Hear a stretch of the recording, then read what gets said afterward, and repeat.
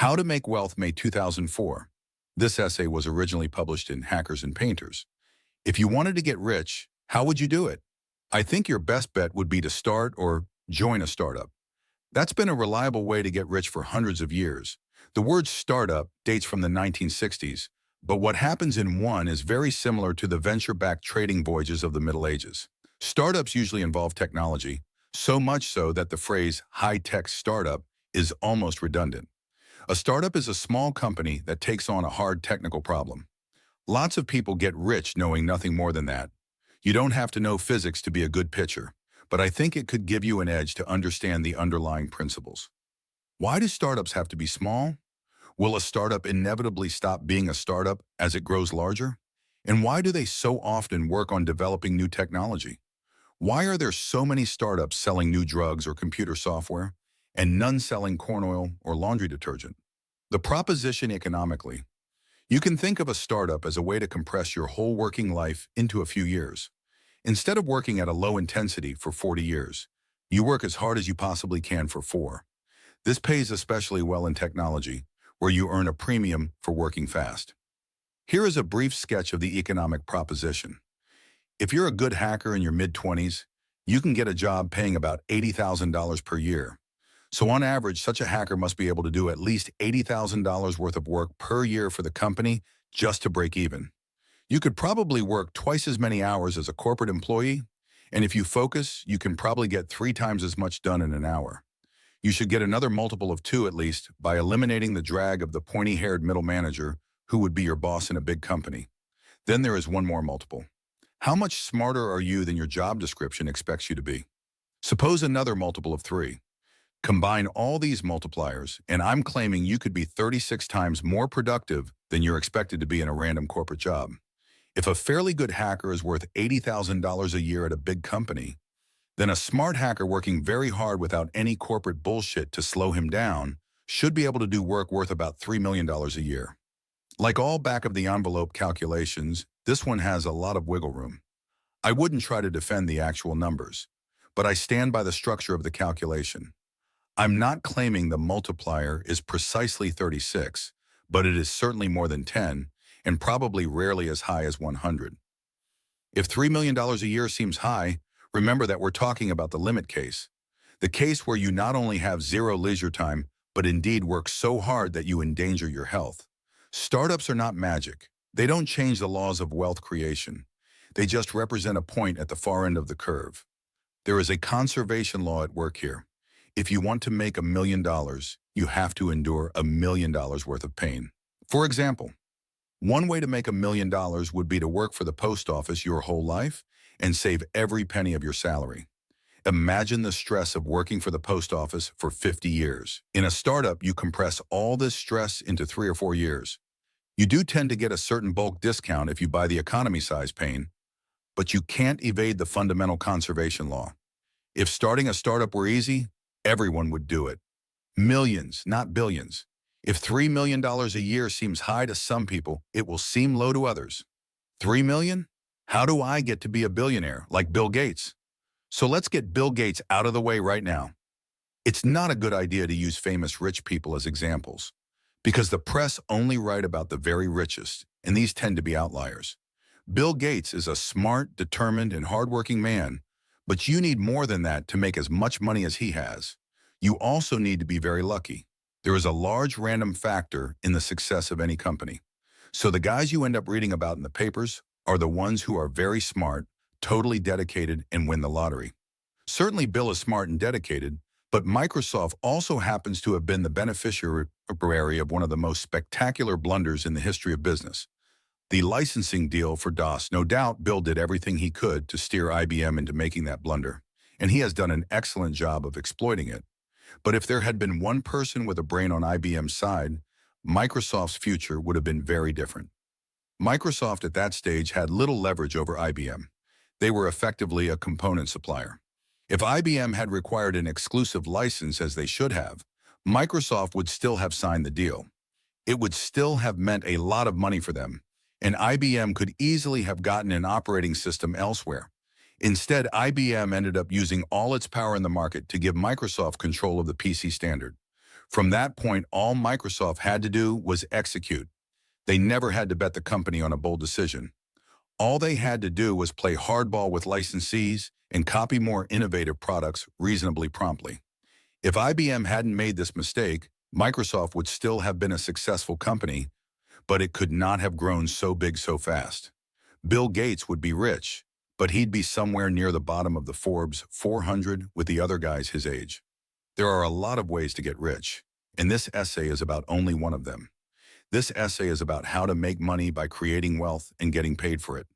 There are plenty of other ways to get money, including chance, speculation, marriage, inheritance, theft, extortion, fraud, monopoly, graft, lobbying, counterfeiting, and prospecting. Most of the greatest fortunes have probably involved several of these. The advantage of creating wealth as a way to get rich is not just that it's more legitimate, many of the other methods are now illegal, but that it's more straightforward. You just have to do something people want. Money is not wealth. If you want to create wealth, it will help to understand what it is. Wealth is not the same thing as money. Wealth is as old as human history. Far older, in fact. Ants have wealth. Money is a comparatively recent invention. Wealth is the fundamental thing. Wealth is stuff we want. Food, clothes, houses, cars, gadgets, travel to interesting places, and so on. You can have wealth without having money. If you had a magic machine that could on command make you a car, or cook you dinner, or do your laundry, or do anything else you wanted, you wouldn't need money. Whereas if you were in the middle of Antarctica, where there is nothing to buy, it wouldn't matter how much money you had. Wealth is what you want, not money. But if wealth is the important thing, why does everyone talk about making money? It is a kind of shorthand. Money is a way of moving wealth, and in practice they are usually interchangeable. But they are not the same thing, and unless you plan to get rich by counterfeiting, talking about making money can make it harder to understand how to make money. Money is a side effect of specialization. In a specialized society, most of the things you need you can't make for yourself. If you want a potato or a pencil or a place to live, you have to get it from someone else. How do you get the person who grows the potatoes to give you some? By giving him something he wants in return, but you can't get very far by trading things directly with the people who need them. If you make violins and none of the local farmers wants one, how will you eat? The solution societies find as they get more specialized is to make the trade into a two-step process. Instead of trading violins directly for potatoes, you trade violins for, say, silver, which you can then trade again for anything else you need. The intermediate stuff, the medium of exchange, can be anything that's rare and portable. Historically, metals have been the most common, but recently we've been using a medium of exchange, called the dollar, that doesn't physically exist. It works as a medium of exchange, however, because its rarity is guaranteed by the U.S. government. The advantage of a medium of exchange is that it makes trade work. The disadvantage is that it tends to obscure what trade really means. People think that what a business does is make money, but money is just the intermediate stage, just a shorthand for whatever people want. What most businesses really do is make wealth. They do something people want. The pie fallacy. A surprising number of people retain from childhood the idea that there is a fixed amount of wealth in the world. There is, in any normal family, a fixed amount of money at any moment. But that's not the same thing. When wealth is talked about in this context, it is often described as a pie. You can't make the pie larger, say politicians. When you're talking about the amount of money in one family's bank account, or the amount available to a government from one year's tax revenue, this is true. If one person gets more, someone else has to get less. I can remember believing as a child that if a few rich people had all the money, it left less for everyone else. Many people seem to continue to believe something like this well into adulthood. This fallacy is usually there in the background when you hear someone talking about how X% of the population have Y% of the wealth. If you plan to start a startup, then whether you realize it or not, you're planning to disprove the pie fallacy. What leads people astray here is the abstraction of money. Money is not wealth. It's just something we use to move wealth around. So although there may be, in certain specific moments, like your family this month, a fixed amount of money available to trade with other people for things you want, there is not a fixed amount of wealth in the world. You can make more wealth. Wealth has been getting created and destroyed, but on balance, created for all of human history. Suppose you own a beat-up old car. Instead of sitting on your butt next summer, you could spend the time restoring your car to pristine condition. In doing so, you create wealth. The world is, and you specifically are, one pristine old car the richer. And not just in some metaphorical way. If you sell your car, you'll get more for it. In restoring your old car, you have made yourself richer. You haven't made anyone else poorer. So there is obviously not a fixed pie. And in fact, when you look at it this way, you wonder why anyone would think there was. Kids know, without knowing they know, that they can create wealth. If you need to give someone a present and don't have any money, you make one. But kids are so bad at making things that they consider homemade presents to be a distinct, inferior sort of thing to store-bought ones. A mere expression of the proverbial thought that counts. And indeed, the lumpy ashtrays we made for our parents did not have much of a resale market. Craftsmen. The people most likely to grasp that wealth can be created are the ones who are good at making things. The craftsmen. Their handmade objects become store-bought ones. But with the rise of industrialization, there are fewer and fewer craftsmen. One of the biggest remaining groups is computer programmers. A programmer can sit down in front of a computer and create wealth. A good piece of software is, in itself, a valuable thing. There is no manufacturing to confuse the issue. Those characters you type are a complete finished product. If someone sat down and wrote a web browser that didn't suck, a fine idea by the way, the world would be that much richer. Everyone in a company works together to create wealth, in the sense of making more things people want. Many of the employees, for example the people in the mailroom or the personnel department, work at one remove from the actual making of stuff. Not the programmers. They literally think the product one line at a time. And so it's clearer to programmers that wealth is something that's made, rather than being distributed, like slices of a pie, by some imaginary daddy. It's also obvious to programmers that there are huge variations in the rate at which wealth is created. At ViaWeb, we had one programmer who was a sort of monster of productivity. I remember watching what he did one long day and estimating that he had added several $100,000 to the market value of the company. A great programmer on a roll could create $1 million worth of wealth in a couple weeks. A mediocre programmer over the same period will generate zero or even negative wealth, for example, by introducing bugs. This is why so many of the best programmers are libertarians. In our world, you sink or swim, and there are no excuses. When those far removed from the creation of wealth, undergraduates, reporters, politicians, hear that the richest 5% of the people have half the total wealth, they tend to think injustice. An experienced programmer would be more likely to think, is that all? The top 5% of programmers probably write 99% of the good software. Wealth can be created without being sold.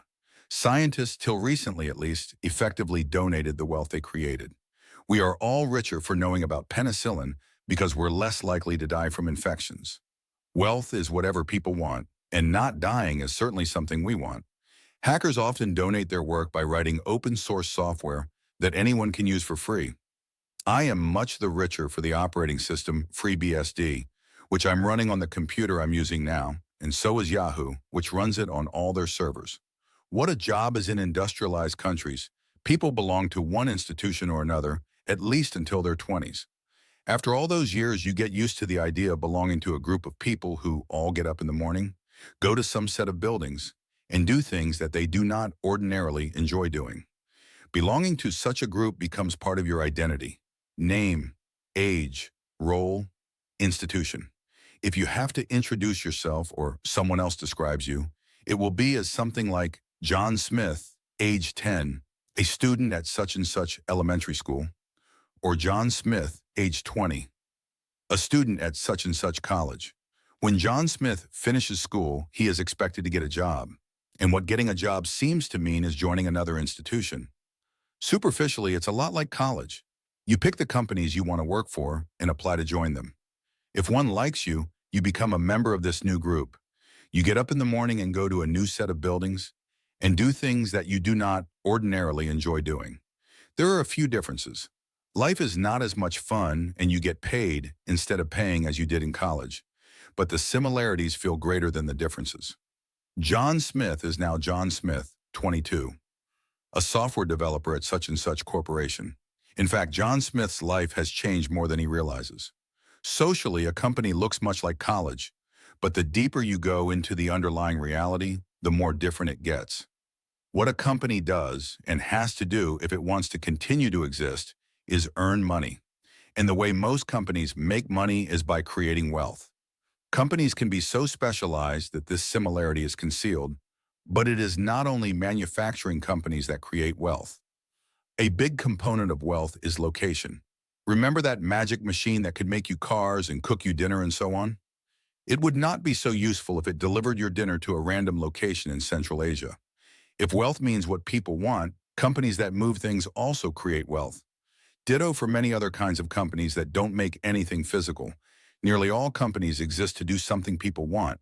And that's what you do as well when you go to work for a company. But here there is another layer that tends to obscure the underlying reality. In a company, the work you do is averaged together with a lot of other people's.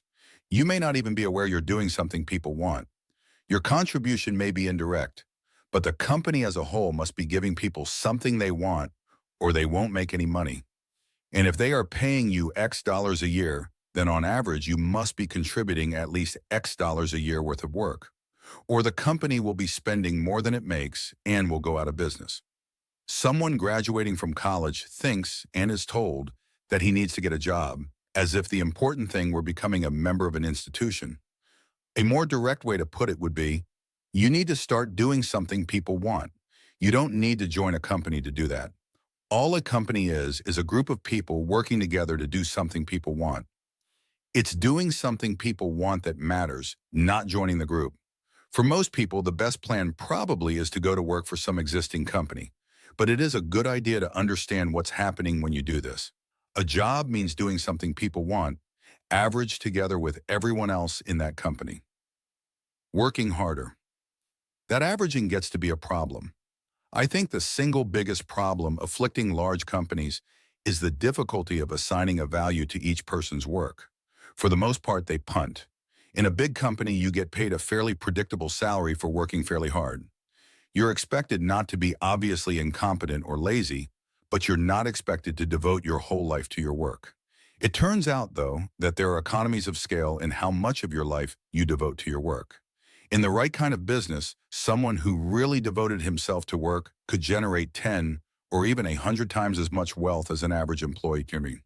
A programmer, for example, instead of chugging along maintaining and updating an existing piece of software, could write a whole new piece of software and with it create a new source of revenue. Companies are not set up to reward people who want to do this.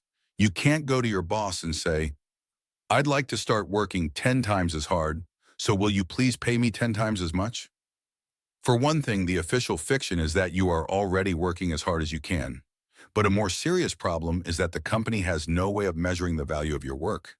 Salesmen are an exception. It's easy to measure how much revenue they generate, and they're usually paid a percentage of it. If a salesman wants to work harder, he can just start doing it, and he will automatically get paid proportionally more. There is one other job besides sales where big companies can hire first-rate people, in the top management jobs. And for the same reason, their performance can be measured. The top managers are held responsible for the performance of the entire company. Because an ordinary employee's performance can't usually be measured, he is not expected to do more than put in a solid effort. Whereas top management, like salespeople, have to actually come up with the numbers. The CEO of a company that tanks cannot plead that he put in a solid effort. If the company does badly, he's done badly. A company that could pay all its employees so straightforwardly would be enormously successful. Many employees would work harder if they could get paid for it. More importantly, such a company would attract people who wanted to work especially hard. It would crush its competitors. Unfortunately, companies can't pay everyone like salesmen. Salesmen work alone. Most employees' work is tangled together. Suppose a company makes some kind of consumer gadget. The engineers build a reliable gadget with all kinds of new features. The industrial designers design a beautiful case for it, and then the marketing people convince everyone that it's something they've got to have. How do you know how much of the gadget's sales are due to each group's efforts? Or for that matter, how much is due to the creators of past gadgets that gave the company a reputation for quality? There's no way to untangle all their contributions. Even if you could read the minds of the consumers, you'd find these factors were all blurred together. If you want to go faster, it's a problem to have your work tangled together with a large number of other people's. In a large group, your performance is not separately measurable, and the rest of the group slows you down. Measurement and leverage. To get rich, you need to get yourself in a situation with two things: measurement and leverage. You need to be in a position where your performance can be measured, or there is no way to get paid more by doing more. And you have to have leverage in the sense that the decisions you make have a big effect. Measurement alone is not enough. An example of a job with measurement but not leverage is doing piecework in a sweatshop. Your performance is measured and you get paid accordingly, but you have no scope for decisions. The only decision you get to make is how fast you work, and that can probably only increase your earnings by a factor of 2 or 3. An example of a job with both measurement and leverage would be lead actor in a movie. Your performance can be measured in the gross of the movie, and you have leverage in the sense that your performance can make or break it. CEOs also have both measurement and leverage. They're measured in that the performance of the company is their performance, and they have leverage in that their decisions set the whole company moving in one direction or another. I think everyone who gets rich by their own efforts will be found to be in a situation with measurement and leverage. Everyone I can think of does: CEOs, movie stars, hedge fund managers, professional athletes. A good hint to the presence of leverage is the possibility of failure. Upside must be balanced by downside, so if there is big potential for gain, there must also be a terrifying possibility of loss. CEOs, stars, fund managers, and athletes all live with the sword hanging over their heads. The moment they start to suck, they're out. If you're in a job that feels safe, you are not going to get rich. Because if there is no danger, there is almost certainly no leverage. But you don't have to become a CEO or a movie star to be in a situation with measurement and leverage. All you need to do is be part of a small group working on a hard problem. Smallness equals sign measurement. If you can't measure the value of the work done by individual employees, you can get close. You can measure the value of the work done by small groups. One level at which you can accurately measure the revenue generated by employees is at the level of the whole company. When the company is small, you are thereby fairly close to measuring the contributions of individual employees. A viable startup might only have 10 employees, which puts you within a factor of 10 of measuring individual effort. Starting or joining a startup is thus as close as most people can get to saying to one's boss, "I want to work 10 times as hard, so please pay me 10 times as much." There are two differences. You're not saying it to your boss, but directly to the customers, for whom your boss is only a proxy after all. And you're not doing it individually, but along with a small group of other ambitious people. It will ordinarily be a group. Except in a few unusual kinds of work, like acting or writing books, you can't be a company of one person. And the people you work with had better be good, because it's their work that yours is going to be averaged with. A big company is like a giant galley driven by 1,000 rowers. Two things keep the speed of the galley down. One is that individual rowers don't see any result from working harder. The other is that, in a group of 1,000 people, the average rower is likely to be pretty average. If you took 10 people at random out of the big galley and put them in a boat by themselves, they could probably go faster. They would have both carrot and stick to motivate them. An energetic rower would be encouraged by the thought that he could have a visible effect on the speed of the boat. And if someone was lazy, the others would be more likely to notice and complain. But the real advantage of the 10-man boat shows when you take the 10 best rowers out of the big galley and put them in a boat together. They will have all the extra motivation that comes from being in a small group. But more importantly, by selecting that smaller group, you can get the best rowers. Each one will be in the top 1%. It's a much better deal for them to average their work together with a small group of their peers than to average it with everyone. That's the real point of startups. Ideally, you are getting together with a group of other people who also want to work a lot harder and get paid a lot more than they would in a big company. And because startups tend to get founded by self-selecting groups of ambitious people who already know one another, at least by reputation, the level of measurement is more precise than you get from smallness alone. A startup is not merely 10 people, but 10 people like you. Steve Jobs once said that the success or failure of a startup depends on the first 10 employees. So I agree. If anything, it's more like the first five. Being small is not in itself what makes startups kick butt, but rather that small groups can be select. You don't want small in the sense of a village, but small in the sense of an all-star team. The larger a group, the closer its average member will be to the average for the population as a whole. So all other things being equal, a very able person in a big company is probably getting a bad deal because his performance is dragged down by the overall lower performance of the others. Of course, all other things often are not equal. The able person may not care about money or may prefer the stability of a large company, but a very able person who does care about money will ordinarily do better to go off and work with a small group of peers. Technology =leverage startups offer anyone a way to be in a situation with measurement and leverage. They allow measurement because they're small, and they offer leverage because they make money by inventing new technology. What is technology? It's technique. It's the way we all do things. And when you discover a new way to do things, its value is multiplied by all the people who use it. It is the proverbial fishing rod rather than the fish. That's the difference between a startup and a restaurant or a barbershop. You fry eggs or cut hair one customer at a time, whereas if you solve a technical problem that a lot of people care about, you help everyone who uses your solution.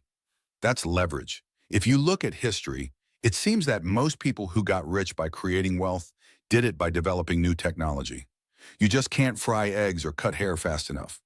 What made the Florentines rich in 1200 was the discovery of new techniques for making the high-tech product of the time, fine woven cloth. What made the Dutch rich in 1600 was the discovery of shipbuilding and navigation techniques that enabled them to dominate the seas of the Far East. Fortunately, there is a natural fit between smallness and solving hard problems. The leading edge of technology moves fast. Technology that's valuable today could be worthless in a couple years. Small companies are more at home in this world because they don't have layers of bureaucracy to slow them down. Also, technical advances tend to come from unorthodox approaches, and small companies are less constrained by convention. Big companies can develop technology. They just can't do it quickly. Their size makes them slow and prevents them from rewarding employees for the extraordinary effort required. So in practice, big companies only get to develop technology in fields where large capital requirements prevent startups from competing with them, like microprocessors, power plants, or passenger aircraft. And even in those fields, they depend heavily on startups for components and ideas. It's obvious that biotech or software startups exist to solve hard technical problems, but I think it will also be found to be true in businesses that don't seem to be about technology.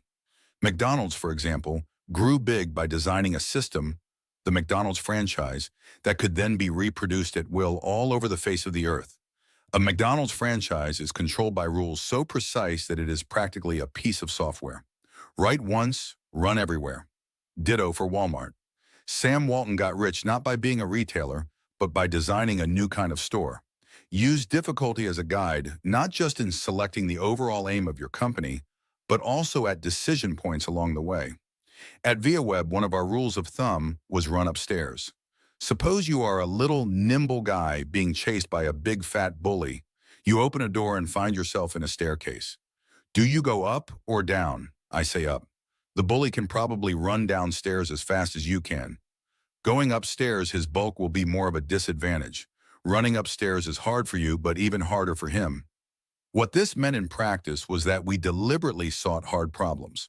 If there were two features we could add to our software, both equally valuable in proportion to their difficulty, we'd always take the harder one.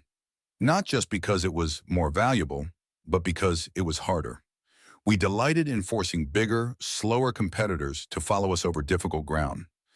Like gorillas, startups prefer the difficult terrain of the mountains, where the troops of the central government can't follow. I can remember times when we were just exhausted after wrestling all day with some horrible technical problem, and I'd be delighted because something that was hard for us would be impossible for our competitors. This is not just a good way to run a startup. It's what a startup is. Venture capitalists know about this and have a phrase for it: barriers to entry. If you go to a VC with a new idea and ask him to invest in it, one of the first things he'll ask is, how hard would this be for someone else to develop? That is, how much difficult ground have you put between yourself and potential pursuers? And you had better have a convincing explanation of why your technology would be hard to duplicate. Otherwise, as soon as some big company becomes aware of it, they'll make their own. And with their brand name, capital, and distribution clout, they'll take away your market overnight. You'd be like guerrillas caught in the open field by regular army forces. One way to put up barriers to entry is through patents, but patents may not provide much protection. Competitors commonly find ways to work around a patent, and if they can't, they may simply violate it and invite you to sue them.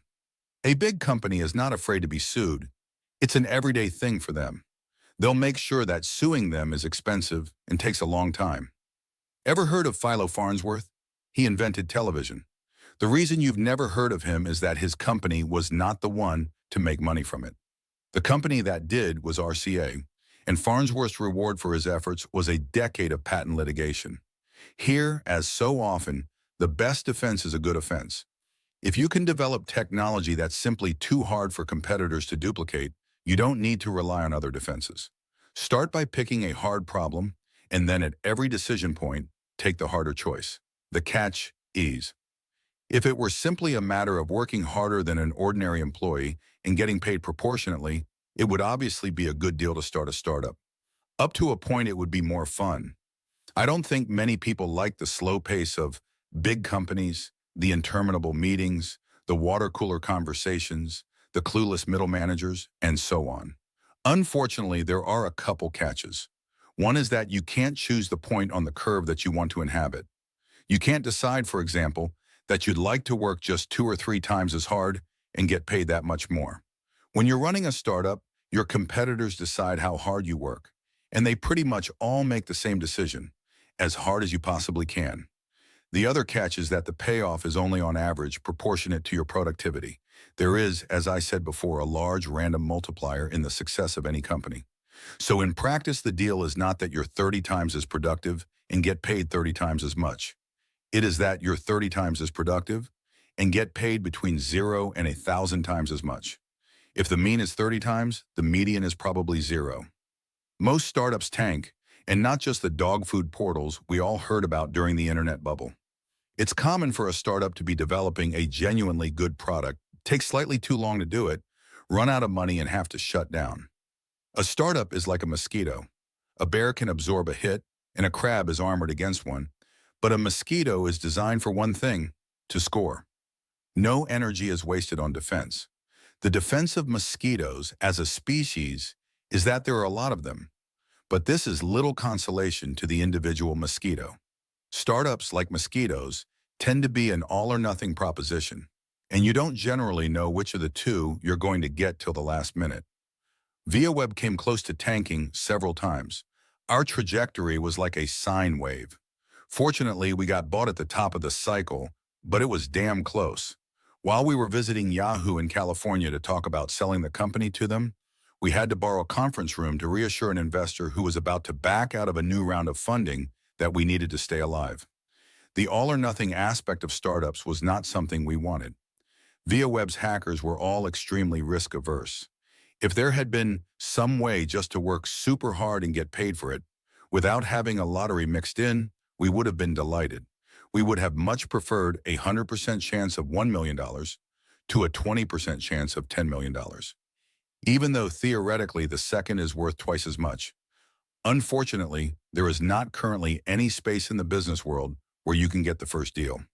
The closest you can get is by selling your startup in the early stages, giving up upside and risk for a smaller but guaranteed payoff. We had a chance to do this, and stupidly, as we then thought, let it slip by. After that, we became comically eager to sell. For the next year or so, if anyone expressed the slightest curiosity about ViaWeb, we would try to sell them the company. But there were no takers, so we had to keep going. It would have been a bargain to buy us at an early stage, but companies doing acquisitions are not looking for bargains. A company big enough to acquire startups will be big enough to be fairly conservative, and within the company, the people in charge of acquisitions will be among the more conservative because they are likely to be business school types who joined the company late. They would rather overpay for a safe choice. So it is easier to sell an established startup, even at a large premium, than an early stage one. Get users. I think it's a good idea to get bought if you can. Running a business is different from growing one. It is just as well to let a big company take over once you reach cruising altitude. It's also financially wiser because selling allows you to diversify. What would you think of a financial advisor who put all his clients' assets into one volatile stock? How do you get bought? Mostly by doing the same things you'd do if you didn't intend to sell the company. Being profitable, for example. But getting bought is also an art in its own right, and one that we spend a lot of time trying to master. Potential buyers will always delay if they can. The hard part about getting bought is getting them to act. For most people, the most powerful motivator is not the hope of gain, but the fear of loss. For potential acquirers, the most powerful motivator is the prospect that one of their competitors will buy you. This, as we found, causes CEOs to take red eyes. The second biggest is the worry that if they don't buy you now, you'll continue to grow rapidly and will cost more to acquire later, or even become a competitor. In both cases, what it all comes down to is users. You'd think that a company about to buy you would do a lot of research and decide for themselves how valuable your technology was. Not at all. What they go by is the number of users you have. In effect, acquirers assume the customers know who has the best technology. And this is not as stupid as it sounds. Users are the only real proof that you've created wealth.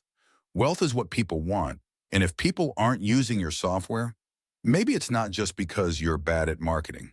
Maybe it's because you haven't made what they want. Venture capitalists have a list of danger signs to watch out for. Near the top is the company run by techno-weenies who are obsessed with solving interesting technical problems instead of making users happy. In a startup, you're not just trying to solve problems. You're trying to solve problems that users care about. So I think you should make users the test, just as acquirers do. Treat a startup as an optimization problem in which performance is measured by number of users. As anyone who has tried to optimize software knows, the key is measurement. When you try to guess where your program is slow and what would make it faster, you almost always guess wrong. Number of users may not be the perfect test, but it will be very close. It's what acquirers care about. It's what revenues depend on. It's what makes competitors unhappy. It's what impresses reporters and potential new users. Certainly, it's a better test than your a priori notions of what problems are important to solve, no matter how technically adept you are. Among other things, treating a startup as an optimization problem will help you avoid another pitfall that VCs worry about, and rightly, taking a long time to develop a product. Now we can recognize this as something hackers already know to avoid: premature optimization. Get a version 1.0 out there as soon as you can. Until you have some users to measure, you're optimizing based on guesses. The ball you need to keep your eye on here is the underlying principle that wealth is what people want. If you plan to get rich by creating wealth, you have to know what people want. So few businesses really pay attention to making customers happy. How often do you walk into a store or call a company on the phone with a feeling of dread in the back of your mind? When you hear "your call is important to us, please stay on the line," do you think, "Oh, good, now everything will be all right"?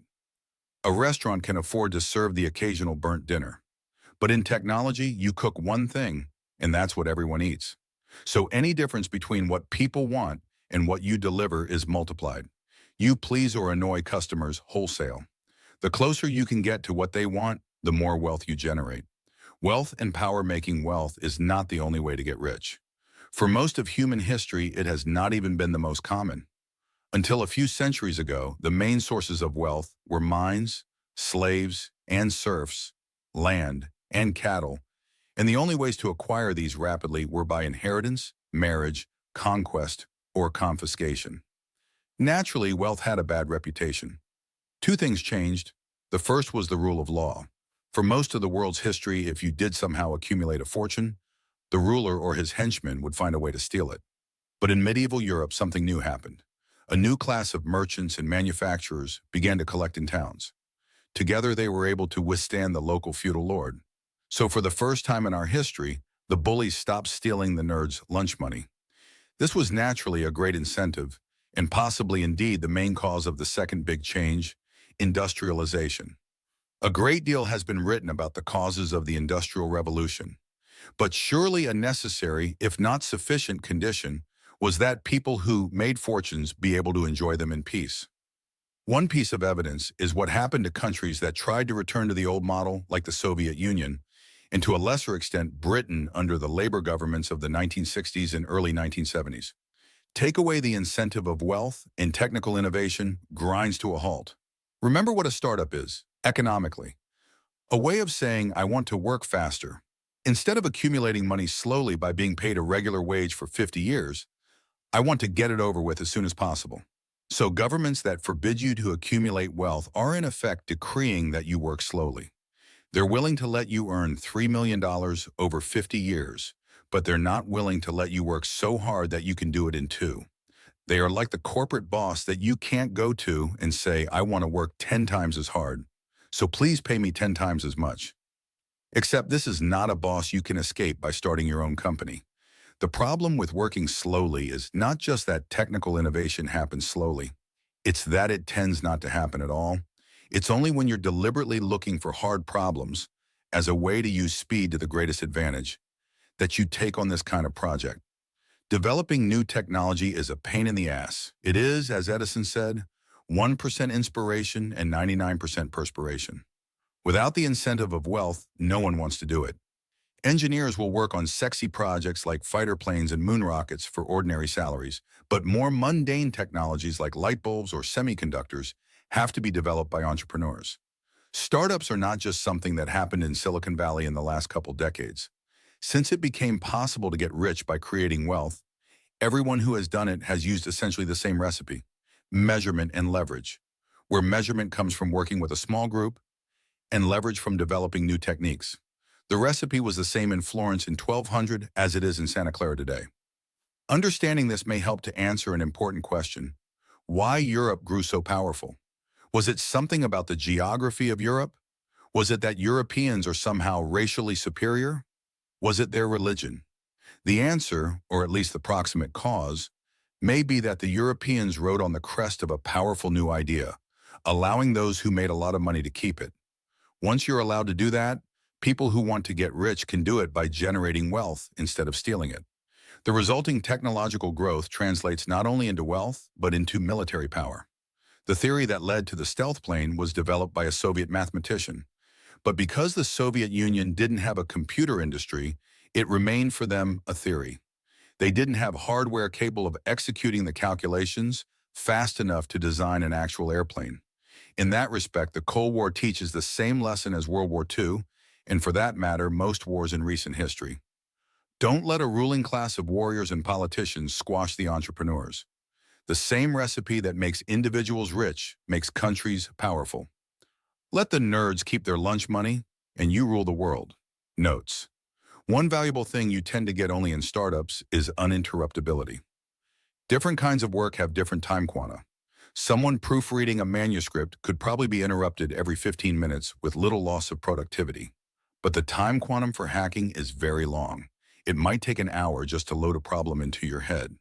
So the cost of having someone from personnel call you about a form you forgot to fill out can be huge. This is why hackers give you such a baleful stare as they turn from their screen to answer your question. Inside their heads, a giant house of cards is tottering. The mere possibility of being interrupted deters hackers from starting hard projects. This is why they tend to work late at night, and why it's next to impossible to write great software in a cubicle, except late at night.